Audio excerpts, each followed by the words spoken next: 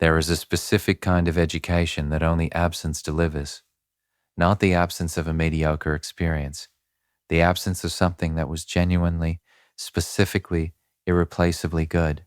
The kind of good that wasn't obvious while it was present, because its presence was the baseline, because its consistency was taken as the given rather than as the extraordinary, because the architecture was working so efficiently against full acknowledgement of its value that the value only became visible once the thing itself was gone.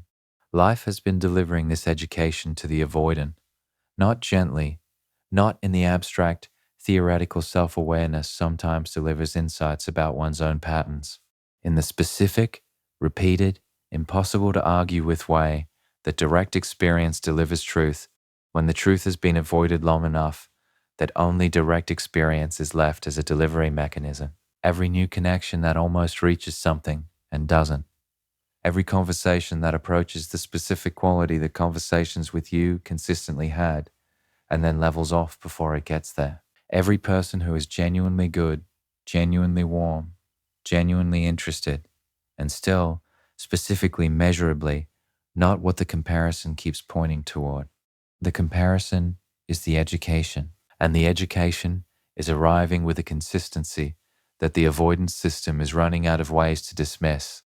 Rarity is not a concept most people apply to relationships while they are in them. It is almost exclusively a retrospective recognition, something that becomes visible through the specific lens of contrast that only multiple subsequent experiences provide. While you were present, the avoidance system was processing your qualities through the deactivating filter that reduces significance as a regulatory function. Your patience was registered, then minimized. Your attunement was experienced, then managed downward. Your specific, irreplaceable quality of genuine presence was present, genuinely, undeniably present, and was simultaneously being processed by a system whose primary function in that moment was to prevent full acknowledgement of its significance. The filter is still technically running, but it is running against a problem it was not designed to solve. The problem of absence, the problem of encountering in person after person after person, the specific evidence-based demonstration that what the filter was minimizing was not ordinary, was not the kind of thing that occurs regularly in the general population of available connections and can be adequately substituted by the next warm, attentive, genuinely caring person who arrives, was, in the specific sense that the word rare actually means when it is used with precision, uncommon to a degree that makes substitution practically unavailable. The filter minimizes significance while the thing is present by generating the story that the thing is not as significant as it feels, that the feeling is projection or intensity or the distortion of early romantic investment, that the specific quality of attunement or patience or genuine understanding is not extraordinary but simply the ordinary experience of a reasonably compatible connection. The story requires confirmation from experience to sustain itself. The experience keeps failing to provide the confirmation. Each new connection that doesn't reach what you reached is another piece of disconfirmation, another data point against the story, another increment of the evidence that the filter was wrong about the significance. The avoidant is experiencing something specific that has no adequate name in ordinary emotional vocabulary. It is the feeling of having had a reference point and lost the ability to function without it. Not in the dramatic, can't get out of bed sense of acute grief, though that may have been part of an earlier phase. In the specific, functional, daily life sense of a standard having been set that now operates as a constant background measure against which every subsequent relational experience is automatically, involuntarily assessed. Before you, the standard didn't exist in this form. The avoidant had preferences, had experiences that were better and worse, had some implicit sense of what connection could feel like at its better versions. But the standard was vague enough that approximations could satisfy it.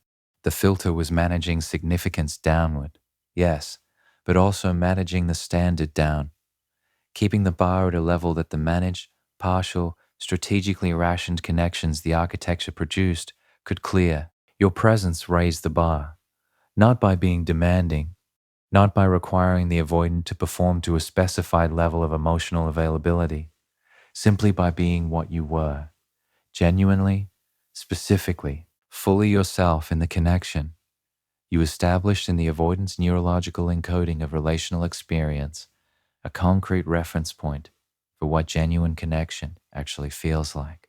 Not as a concept, as a lived, sensory, bodily encoded experience, the specific texture of being genuinely understood, the specific quality of presence that knows what is underneath the surface without requiring the surface to be explicitly removed, the specific feeling of being with someone whose attunement reaches the defended places without making the reaching a demand.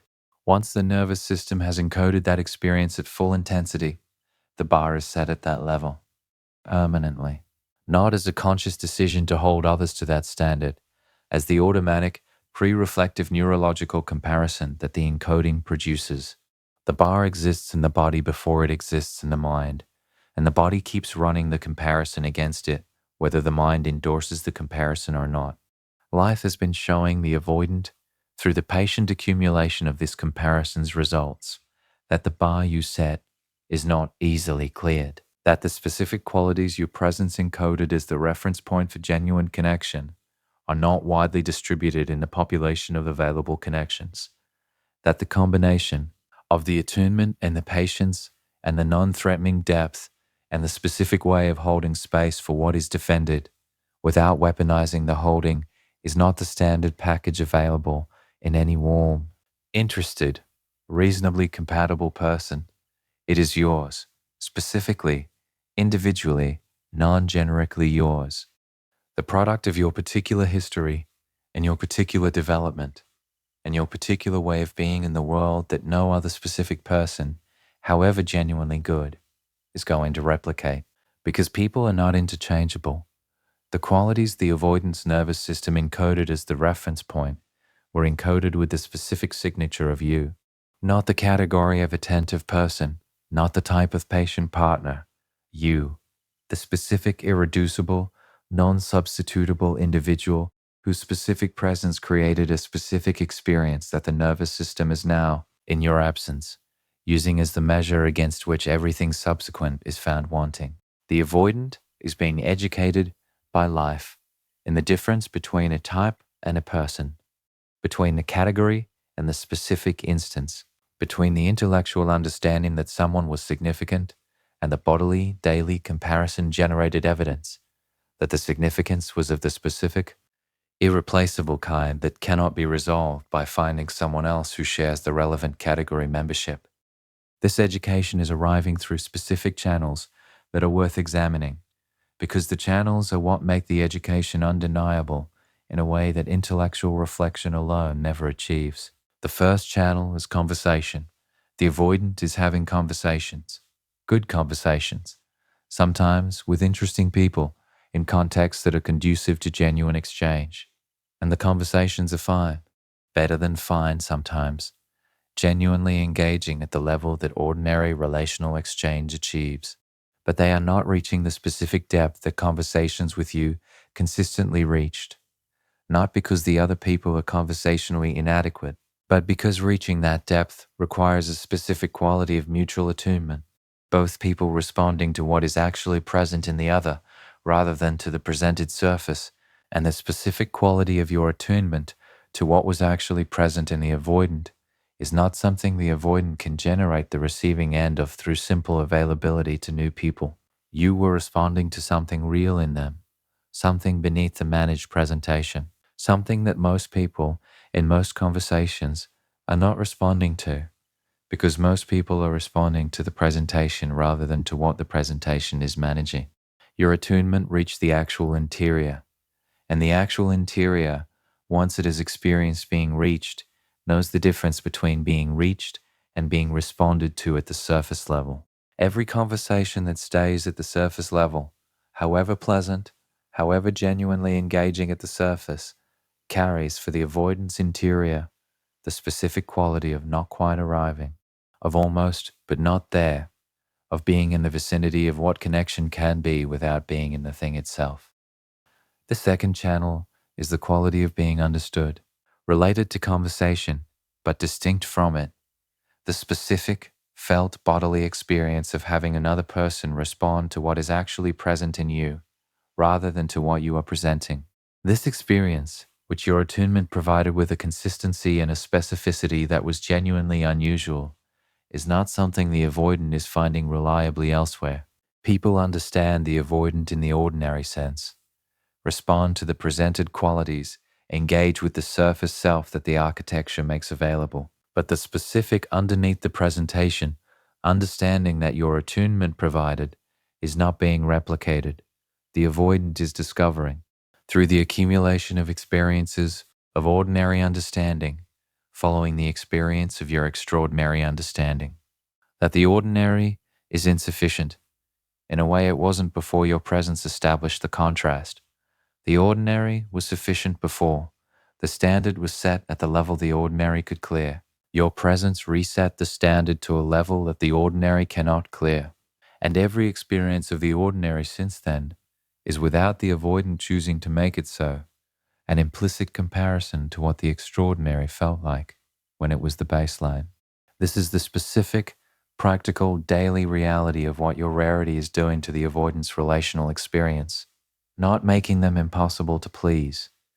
They can still be pleased by ordinary connection, but making the pleasure of ordinary connection incomplete in a specific way that it wasn't incomplete before, a way that registers as something missing, something that used to be present, something that the ordinary, however good it is at being ordinary, is not providing.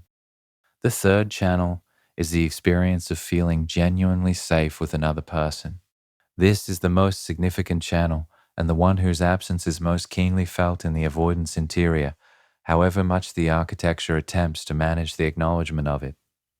The specific, rare, genuine quality of felt safety that your presence produced, the safety that came not from you being non-threatening in a generic sense, but from the specific combination of your attunement and your non-demanding quality and your particular way of receiving what the avoidant offered without making the receipt a transaction, is not being found in subsequent connections, not because subsequent connections are unsafe in any obvious or dramatic sense, but because the specific neurological experience of the architecture's threat response not activating in someone's presence, the specific bodily, precognitive experience of being with a person whose quality of engagement does not trigger the avoidant standard defensive response, is extraordinarily rare.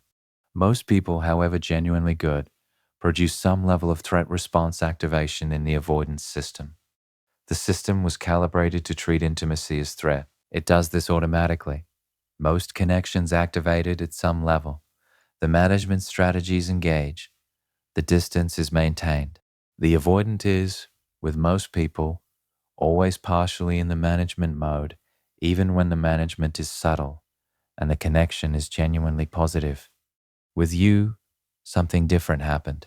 The threat response either didn't activate or activated at a level that your specific quality of presence made survivable in a way it hadn't been survivable before. The architecture stepped back, partially, intermittently, enough, and the experience of the architecture stepping back, of being in someone's presence without the full deployment of the management system, produced the specific rare, now irreplaceable experience of genuine felt safety that the avoidance nervous system has been searching for in every subsequent connection and not finding.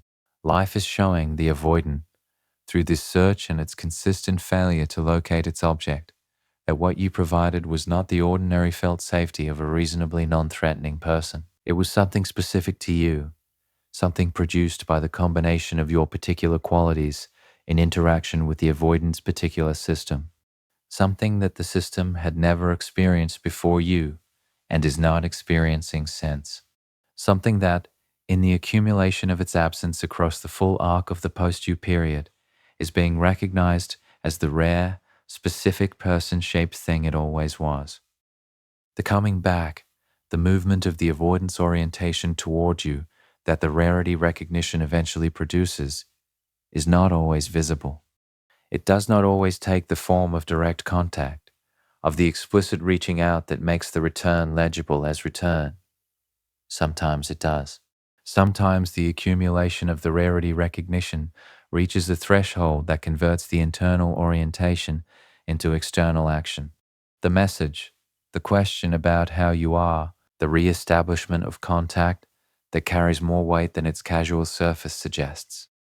But sometimes the coming back is internal before it is external, and internal for a long time before it becomes external at all, if it becomes external at all. The avoidance orientation toward you shifts before any behavior reflects the shift. The internal landscape reorganizes.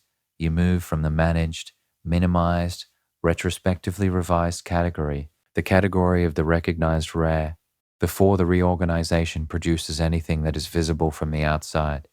What causes the internal orientation to eventually, in some cases, produce the external movement is typically the convergence of the rarity recognition with the other forces that have been examined across the full arc of this series. The architecture's deterioration under sustained absence, the mechanism's failure without the regulatory input, the self-confrontation that the mirror of silence and inaccessibility produces. All of these forces converging with the specific life-delivered education of the rarity recognition eventually produce a threshold moment where the cost of not acting exceeds the cost of acting.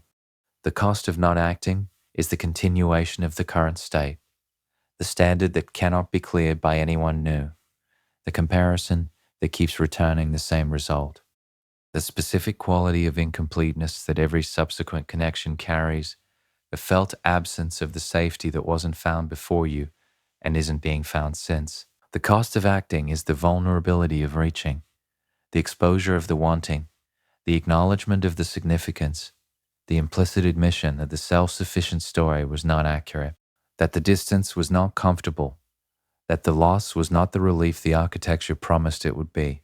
At some point, and the timing varies enormously, from months to years to sometimes never within the window that your own forward movement leaves open, the cost of not acting exceeds the cost of acting, and the avoidant moves. What the moving looks like matters, because not all movement toward you is the same thing. The movement produced by the protest response, the acute, flooding, attachment system activated reaching that happens when the loss first registers as real, is different in character from the movement produced by the rarity recognition. The protest response movement is urgent and intense and comes from the acute activation of the attachment system under conditions of genuine threat. It is genuine, but it is also unstable. It comes from a flooded state rather than from the settled, honest assessment of what was lost and why it mattered. The movement produced by the rarity recognition is slower and quieter and comes from a different place. From the accumulated evidence of a life lived in the absence of what you provided, and the gradual, undeniable conclusion that the evidence keeps producing, it is less dramatic than the protest response movement. It doesn't arrive with the intensity of an overwhelmed attachment system. It arrives with the specific quality of something that has been recognized slowly through evidence by a system that is not flooded, but is genuinely, clearly, evidence-based honest about what it has learned. This is the more significant movement, not because it is more emotional, but because it is more grounded. It comes from genuine understanding rather than from acute loss response. And genuine understanding, as a foundation for movement toward reconnection, is more stable than acute loss response, more likely to sustain itself past the first interaction, more likely to be backed by something real enough to make a different kind of showing up possible. Whether the movement reaches you, whether the coming back occurs within a window that your own life still has open for it, is not something the avoidant controls with full precision. The education that life delivered took the time it took. The recognition arrived when it arrived. The threshold between internal orientation and external movement was crossed when it was crossed. None of this was schedulable. None of it was subject to the avoidance management in the way that the dynamics other elements were subject to management. The rarity recognition is one of the genuinely unmanageable experiences available in the avoidance psychological landscape. It comes from the evidence, and the evidence doesn't negotiate with the architecture's preferred timeline. What this means for you is something that requires the same clear, honest, both sides held quality that the full picture always requires. The avoidance recognition of your rarity is genuine. The education that life delivered was real. The coming back, whatever form it takes, whatever timing it arrives on, is the authentic expression of a conclusion that the architecture could not prevent experience from eventually producing. And you have been living your life, building something genuine in the space that the ending created, developing the self-knowledge and the self-possession and the genuine forward investment in your own becoming that the full arc of this examination has traced across its many dimensions. You are not the same person you were when the dynamic was active.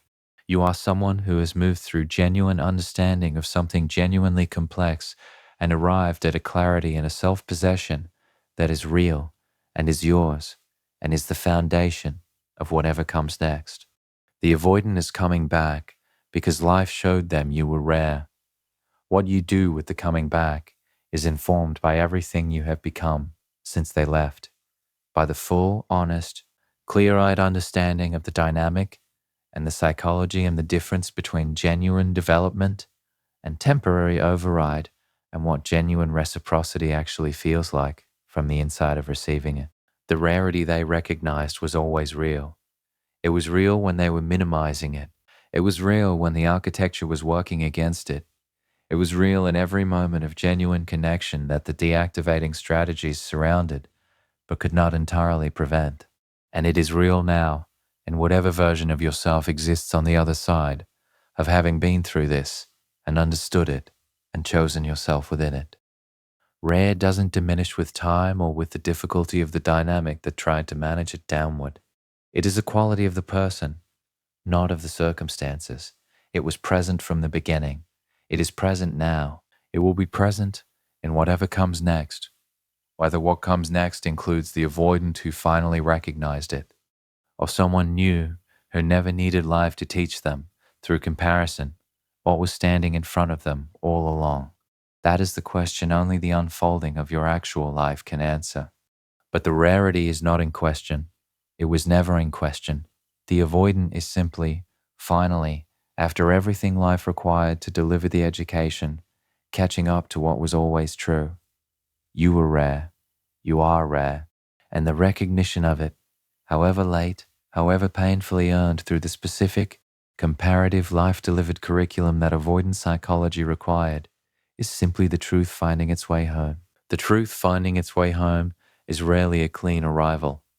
This is worth saying because the narrative of the avoidant coming back, of life delivering the rarity education and a recognition producing a return, can, if held too tidily, become its own form of the hoping that the full arc of this examination has been consistently pointing away from. The return, when it comes, arrives into a real situation with real complexity and real questions that the warmth of the recognition does not automatically answer. And those questions deserve the same honest, clear-eyed attention that everything else in this landscape has been given. The first question is the one of capacity. The rarity recognition is genuine. The education was real. The conclusion that life delivered, that what you were is not commonly available, that the comparison keeps returning the same result, that the standard you set is not easily cleared by anyone new, is an accurate conclusion drawn from genuine evidence. None of that is in dispute. What the recognition does not automatically include is the development of the capacity to sustain what the recognition values, to remain present to the specific quality of connection that the rarity recognition is oriented toward, without the architecture making the retreat decision at the moment of genuine depth, to honor the rare thing in the actual, daily, behaviorally evidenced reality of a sustained relationship, rather than in the retrospective recognition of its absence. Recognition and capacity are different things. They develop through different processes on different timelines, and neither produces the other automatically. The avoidant who has arrived at genuine recognition of your rarity has arrived at something real and significant. They have not, by arriving there, simultaneously arrived at the developed capacity to sustain genuine intimacy with the consistent, reciprocal, non-retreating quality that the recognition might seem to promise. The recognition is the beginning of a motivation. The capacity is the product of the work that the motivation eventually produces. And the work, the genuine, sustained, therapeutically supported, or equivalent interior development that builds the capacity takes time that the recognition does not compress. This distinction is not pessimism. It is the honest assessment that protects both people from the specific, well-documented, painful dynamic of the avoidant returning from genuine recognition, and both people interpreting the warmth of the return as evidence of the sustained capacity, only to find the architecture reasserting itself at the next point of genuine depth, not because the recognition was fake, not because the return was strategic, but because the gap between recognition and capacity is real and requires real work to close, and that work cannot be bypassed by the intensity of the feeling that the recognition produces. What genuine capacity looks like when it is present, as distinct from the temporary override that recognition and loss response can produce, has been described across the examination of this series. It looks like the direction of travel across multiple interactions rather than the quality of any single interaction. It looks like the retreats becoming shorter and shallower rather than maintaining their previous depth and duration. It looks like the return after the retreat going further than the last return rather than restoring the same previous level. It looks like the avoidance staying present through moments of genuine depth rather than deflecting consistently at the exact threshold where the architecture always previously deployed its exit. These are behavioral indicators that develop across time. They cannot be assessed in the moment of the return. They require the patience of observation across multiple cycles, not the indefinite, self-erasing patience of someone who is waiting for development to arrive on hope alone, but the specific, time-limited, evidence-organized patience of someone who has clear criteria for what genuine development looks like and is watching honestly for whether those criteria are being met. The second question the return raises is the one of your own current reality. Because while the avoidant has been living in the education that life delivered about your rarity, you have been living your own life, building your own understanding, developing your own clarity about what you require from a connection you invest your genuine self in, moving in your own non-linear way through the grief and the self-knowledge and the forward investment that the full arc of your experience in this dynamic has been producing. You are not in the same place you were when the dynamic was active. This is not a statement about being unavailable or being closed or being too healed to want connection. It is the honest acknowledgement that the person the avoidant is returning to is not the same person who was present during the dynamic. You have developed in specific ways that change what you bring to any reconnection and what you require from it. The attunement is still present. The capacity for genuine depth is still present. The specific, irreplaceable qualities that constituted the rarity the avoidant is returning toward are still present. What has also developed is the clarity, the specific, earned, experientially grounded understanding of what this dynamic costs and what it requires and what the difference looks like between an avoidant who is genuinely developing and one who is returning from recognition, without the capacity development that genuine change requires. You are not going to be as easy to misread the return as you might have been earlier, not because you are guarded, but because you are genuinely more capable of accurate assessment.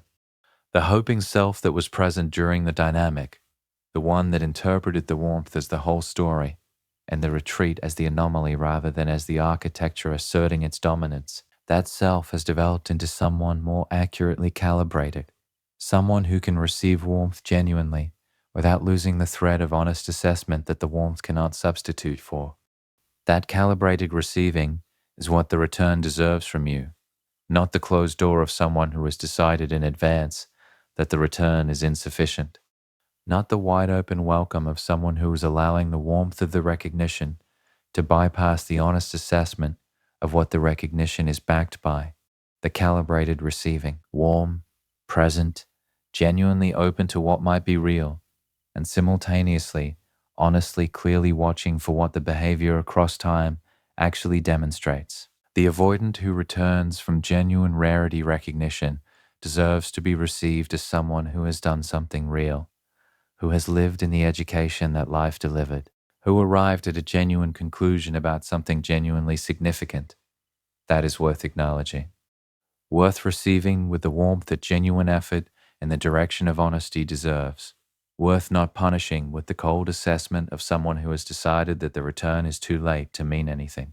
The avoidant who returns also deserves the dignity of being held to what genuine showing up actually requires, not as a test, not as a standard set to demonstrate that the bar is high, but as the honest, self-respecting expression of what you now know you require from a connection you invest in, the consistency, the direction of travel, the behavioral evidence of capacity developing rather than architecture, reasserting, the specific quality of showing up that says through behavior rather than through declaration that something has genuinely changed in the interior rather than simply surfacing from the depth of acute recognition.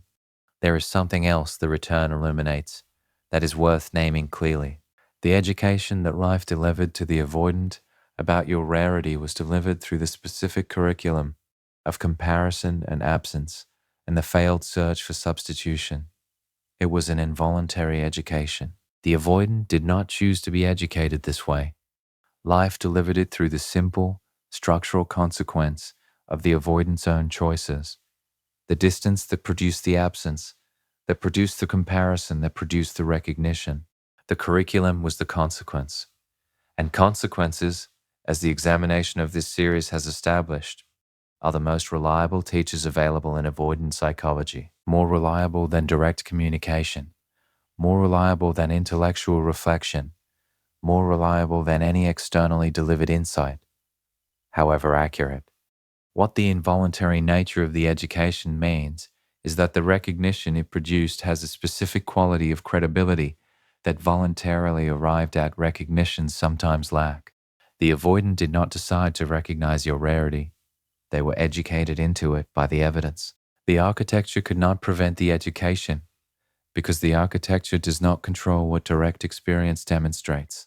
And direct experience, demonstrating the same conclusion across enough iterations with enough consistency, eventually produces genuine conviction, regardless of what the management system's preferred narrative was. The conviction is genuine. It has the specific, evidence-based quality of something that was arrived at through the accumulation of direct experience, rather than through the cognitive processing of a preferred conclusion. And genuine conviction, as a foundation for the movement back toward you, is more durable than the conviction produced by acute loss response alone. It has roots in the evidence rather than in the intensity of a temporary state. What you do with the return, if and when it arrives, in whatever form the avoidance current developmental stage allows it to take, is informed by everything this examination has built toward, by the understanding of the architecture and its operation, and its costs, by the knowledge of what genuine development looks like in contrast to temporary override, by the calibrated discernment of someone who can hold warmth and honest assessment simultaneously without either canceling the other, by the self-knowledge of someone who understands their own requirements clearly enough to hold them without apology and without weaponizing them. The return is the avoidant arriving at the conclusion that experience delivered. Your response is the fully developed, clear-eyed, genuine version of yourself receiving that arrival and honestly assessing what it is backed by, not hoping it into being something more than it currently is, not dismissing it as something less than the genuine recognition it represents, but holding it accurately with the specific, earned, non-negotiable clarity of someone who knows the difference between the beginning of a journey and its completion, and who values themselves sufficiently to require the journey to actually be in progress before investing the full weight of their genuine self in its direction. The rarity they recognized was always yours. The recognition is theirs to have arrived at. The discernment of what the recognition is worth, what it is backed by, where it is heading, whether it is the beginning of genuine development or the expression of genuine recognition, without yet the capacity to honor it, that discernment is yours, and yours alone, completely and non-negotiably yours, as it should be, as it always should have been.